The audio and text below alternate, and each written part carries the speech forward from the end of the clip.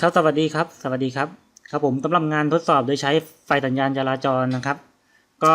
สำหรับงานตัวนี้ครับก็จะมีสวิตช์อยู่2ตัวด้วยกันสีแดงกับสีเขียวนะครับสวิตช์สีแดงคือการกดยกเลิกการทำงานนะครับก็คือไฟครับจะดับทุกดวงเลยแล้วก็ส่วนสีเขียวนะครับคือกดเพื่อที่จะให้เกิดการสุ่มนะครับคือกดเขียวไปเรื่อยๆก็จะสุ่มไปเรื่อยๆนะครับส่วนการใช้งานครับเดี๋ยวมาดูการใช้งานจริงๆเลยนะครับการกดครับผมครับผมครับผมก็จะเริ่มกดเขียวก่อนนะครับเกิดการสุ่มนะครับ